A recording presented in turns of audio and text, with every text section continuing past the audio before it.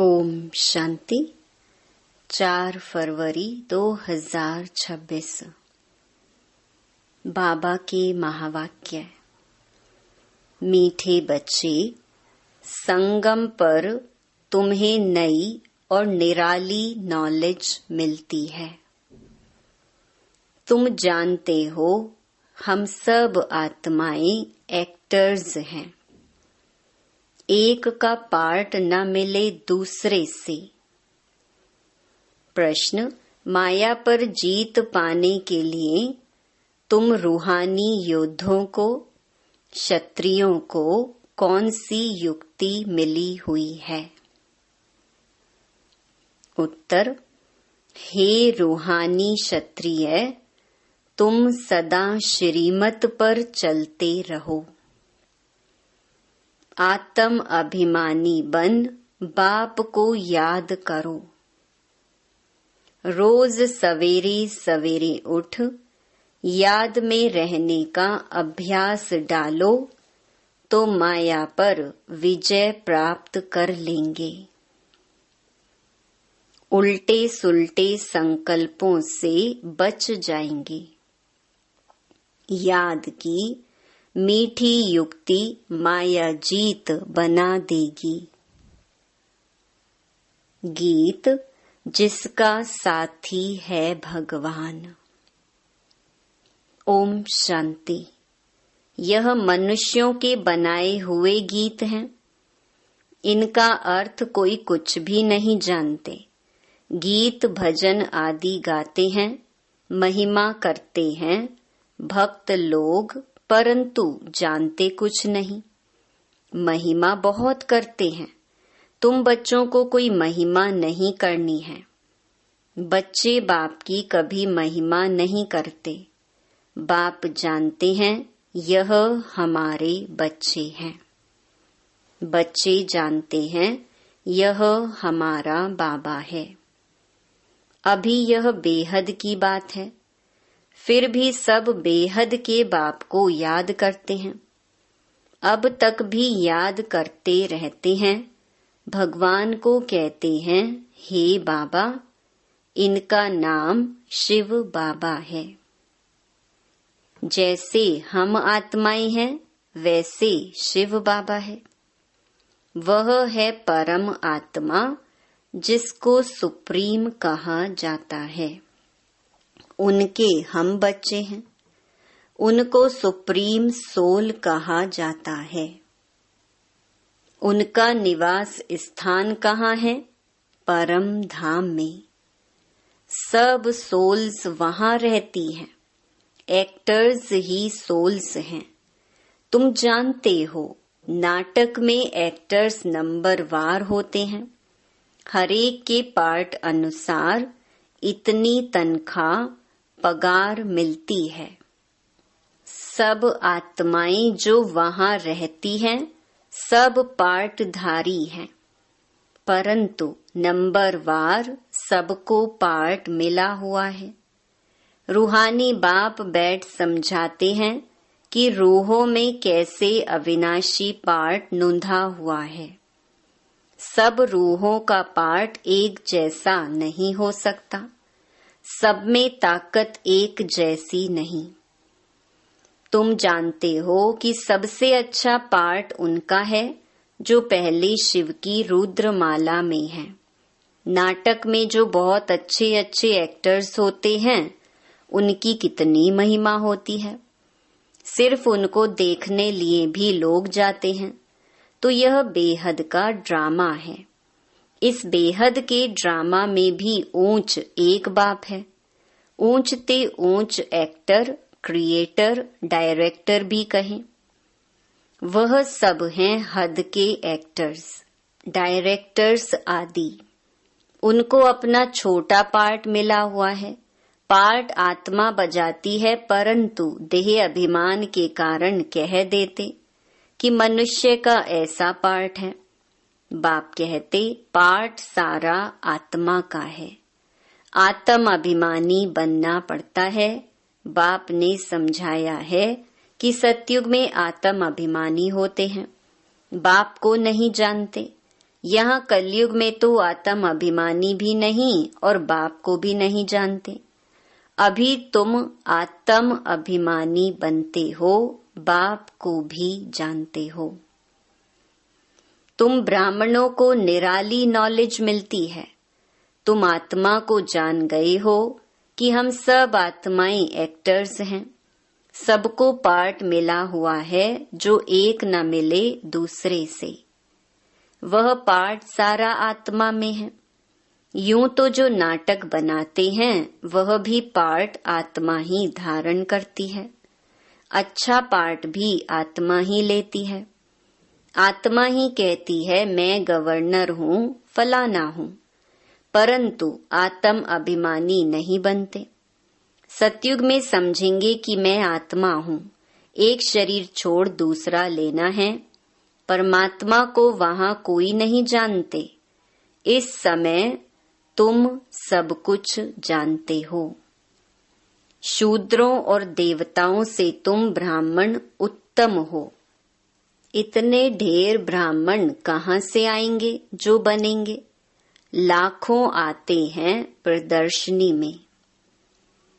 जिसने अच्छी तरह समझा, ज्ञान सुना, वह प्रजा बन गए। एक एक राजा की प्रजा बहुत होती है। तुम प्रजा बहुत बना रहे हो।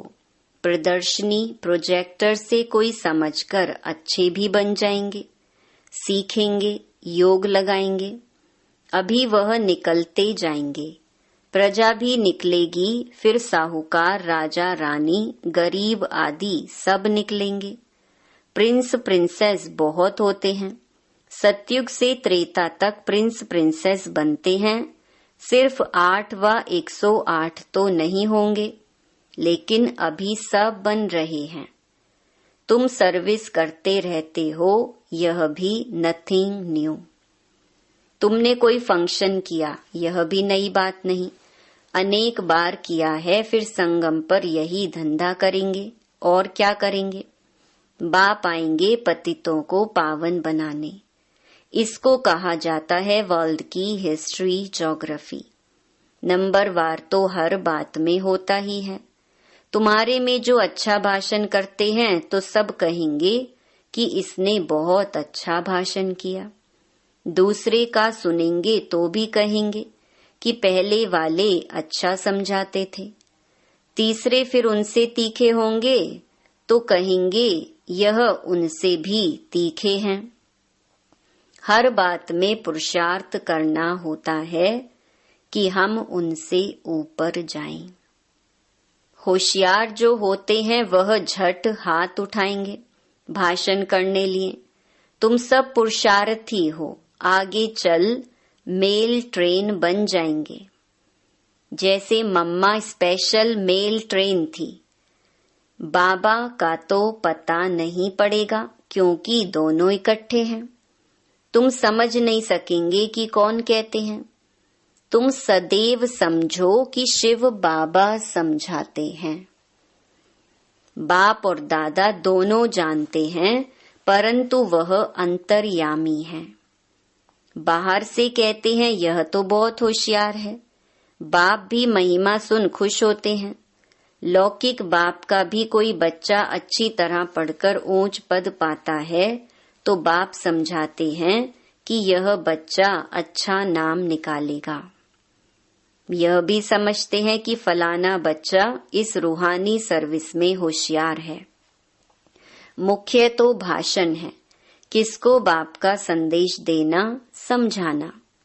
बाबा ने मिसाल भी बताया था कि किसको 5 बच्चे थे तो कोई ने पूछा कि तुमको कितने बच्चे हैं, तो बोला कि 2 बच्चे हैं। कहा कि तुमको तो 5 बच्चे हैं। कहा सपूत 2 हैं।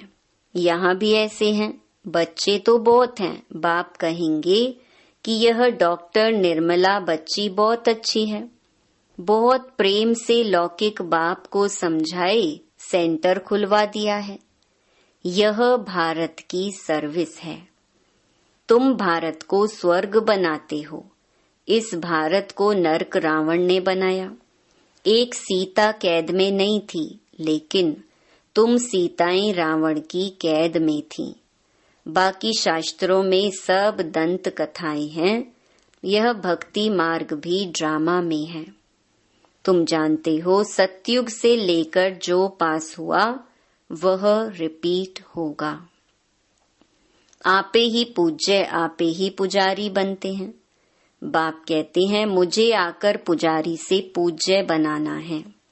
पहले गोल्डन एजेड, फिर आयरन एजेड बनना है। सतयुग में सूर्यवंशी लक्ष्मी नारायण का राज्य था। राम राज्य तो चंद्रवंशी था। इस समय तुम सब रूहानी क्षत्रिय योद्धे हो। लड़ाई के मैदान में आने वाले को क्षत्रिय कहा जाता है। तुम हो रूहानी क्षत्रिय। बाकी वह हैं जिस्मानी क्षत्रिय। उनको कहा जाता है बाहुबल से लड़ना झगड़ना। शुरू में मल्ल युद्ध होती थी बाहों आदि से। आपस में लड़ते थे, फिर विजय को पाते थे। अभी तो देखो बॉम्ब्स आदि बने हुए हैं। तुम भी क्षत्रिय हो, वह भी क्षत्रिय हैं। तुम माया पर जीत पाते हो, श्रीमत पर चल। तुम हो रूहानी क्षत्रिय। रूहें ही सब कुछ कर रही हैं इन शरीर की कर्मेंद्रियों द्वारा। रूह को बाप आकर सिखलाते हैं, बच्चे मुझे याद करने से फिर माया खाएगी नहीं। तुम्हारे विकर्म विनाश होंगे और तुमको उल्टा सुल्टा संकल्प नहीं आएगा। बाप को याद करने से खुशी भी रहेगी। इसीलिए बाप समझाते हैं कि सवेरे उठकर अभ्यास करो। बाबा आप कितने मीठे हो। आत्मा कहती है बाबा। बाप ने पहचान दी है मैं तुम्हारा बाप हूँ। तुमको सृष्टि के आदि मध्य अंत का नॉलेज सुनाने आया हूँ। यह मनुष्य सृष्टि का उल्टा झाड़ है। यह वैरायटी धर्मों की मनुष्य सृष्टि है। इसको कहा जाता है विराट लीला। बाप ने समझाया है कि इस मनुष्य झाड़ का मैं बीज रूप हूँ। मुझे याद करते हैं, कोई किस झाड़ का है, कोई किस झाड़ का। फिर नंबर वार निकलते हैं। यह ड्रामा बना हुआ है। कहावत है कि फलाने ने धर्म स्थापक पैगंबर को भेजा, परंतु वहां से भेजते नहीं है। यह ड्रामा अनुसार रिपीट होता है। यह एक ही है जो धर्म और राजधानी स्थापन कर रहे हैं। यह दुनिया में कोई भी नहीं जानते। अभी है संगम। विनाश की ज्वाला प्रज्वलित होनी है। यह है शिव बाबा का ज्ञान यज्ञ। उन्होंने रुद्र नाम रख दिया है। प्रजापिता ब्रह्मा द्वारा तुम ब्राह्मण पैदा हुए हो। तुम ऊंच ठहरे ना, पीछे और बिरादरियां निकलती हैं। वास्तव में तो सब ब्रह्मा के बच्चे हैं। ब्रह्मा को कहा जाता है ग्रेट ग्रेट ग्रैंड फादर। सिजरा है। पहले पहले ब्रह्मा ऊंच, फिर सिजरा निकलता है। कहते हैं भगवान सृष्टि कैसे रचते हैं। रचना तो है, जब वह पतित होते हैं तब उनको बुलाते हैं। वही आकर दुखी सृष्टि को सुखी बनाते हैं। इसीलिए बुलाते हैं बाबा दुख हरता सुख करता आओ। नाम रखा है हरिद्वार। हरिद्वार अर्थात हरि का द्वार। वहां गंगा बहती है। समझते हैं हम गंगा में स्नान करने से हरि के द्वार चले जाएंगे, परंतु हरि का द्वार है कहाँ। वह फिर श्री कृष्ण को कह देते हैं हरि का द्वार तो शिव बाबा है। दुख हरता सुख करता, पहले तुमको जाना है अपने घर। तुम बच्चों को अपने बाप का और घर का अभी मालूम पड़ा है। बाप की गद्दी थोड़ी ऊंची है, फूल है ऊपर में, फिर युगल दाना उससे नीचे, फिर है वैजयंती माला सो विष्णु की माला। विष्णु के गले का हार, वही फिर विष्णुपुरी में राज्य करते हैं। ब्राह्मणों की माला नहीं है, क्योंकि घड़ी घड़ी टूट पड़ते हैं। बाप समझाते हैं कि नंबर वार तो है ना, आज ठीक है कल तूफान आ जाते हैं, ग्रहचारी आने से ठंडे हो जाते हैं। बाप कहते हैं कि मेरा बनंती आश्चर्यवत सुनंती, कथंती ध्यान में जावंती, माला में पिरवंती, फिर एकदम भागंती, चंडाल बनंती। फिर माला कैसे बने? तो बाप समझाते हैं कि ब्राह्मणों की माला नहीं बनती।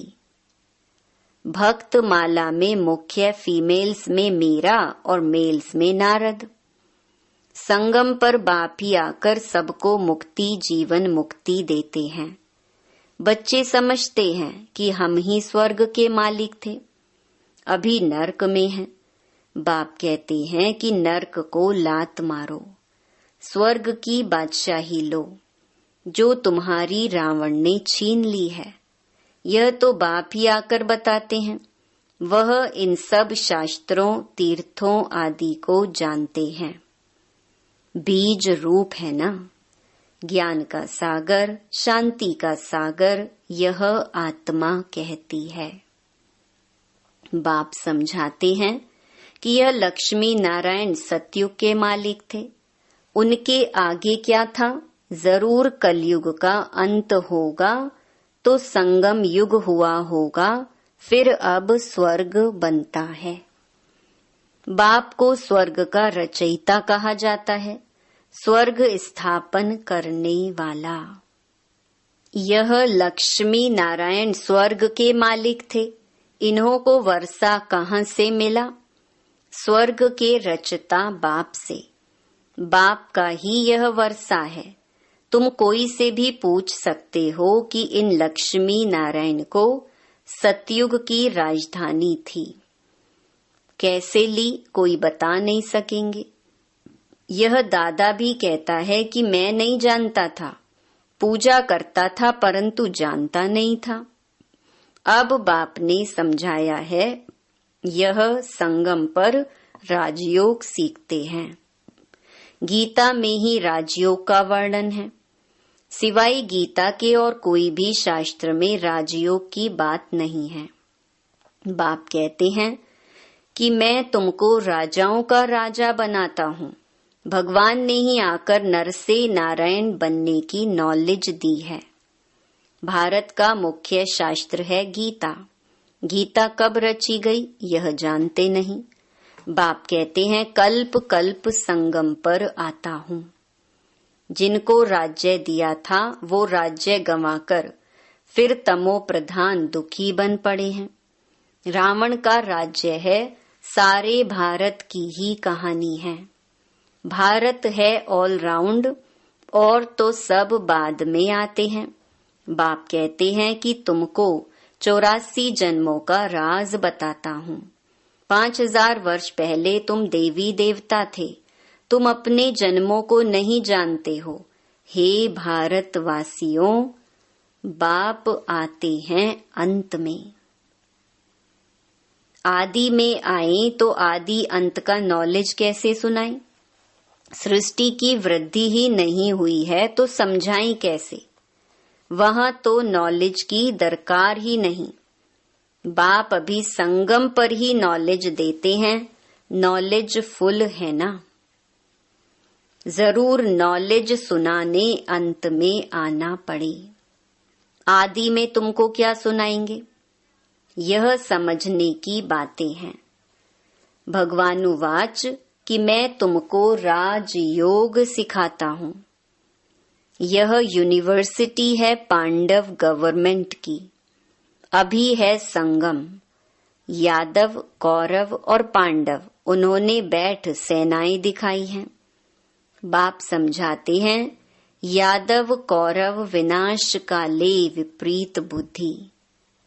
एक दो को गाली देते रहते हैं, बाप से प्रीत नहीं है। कह देते कि कुत्ते बिल्ली सब में परमात्मा है।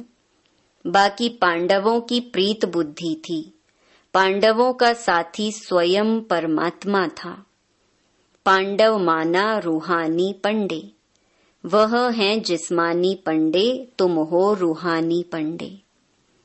अच्छा, मीठे मीठे सिकिलधे बच्चों प्रति मात पिता बाप दादा का याद प्यार और गुड मॉर्निंग।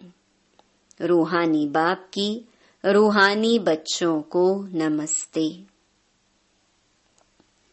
धारणा के लिए मुख्य सार। पहला, आत्म अभिमानी बन इस बेहद नाटक में हीरो पार्ट बजाना है। हर एक एक्टर का पार्ट अपना अपना है, इसीलिए किसी के पार्ट से रीस नहीं करनी है। दूसरा, सवेरे सवेरे उठकर अपने आप से बातें करनी है। अभ्यास करना है, मैं इन शरीर की कर्मेंद्रियों से अलग हूँ।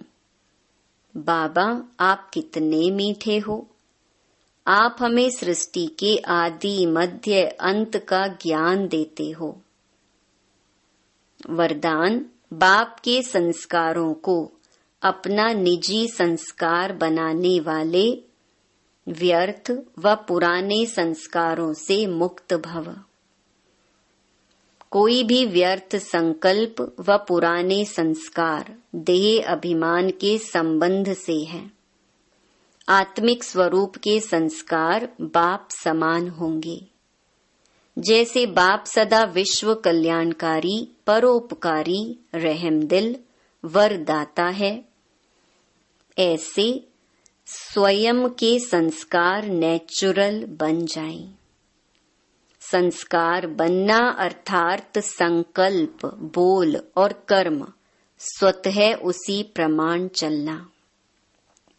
जीवन में संस्कार एक चाबी है जिससे स्वतः चलते रहते हैं, फिर मेहनत करने की जरूरत नहीं रहती। स्लोगन, आत्मिक स्थिति में स्थित रह अपने रथ शरीर द्वारा कार्य कराने वाले ही सच्चे पुरुषार्थी हैं। ये अव्यक्त इशारे एकता और विश्वास की विशेषता द्वारा सफलता संपन्न बनो। जैसे बाप ने आप सबको कोने कोने से ढूंढकर निकाल लिया। अनेक वृक्षों की डालियां अब एक ही चंदन का वृक्ष हो गया। लोग कहते हैं 2-4 माताएं भी एक साथ इकट्ठी नहीं रह सकती, और आप माताएं सारे विश्व में एकता स्थापन करने के निमित्त हो। यही आपकी आपसी एकता बाप की प्रत्यक्षता करेगी। अच्छा, ओम शांति।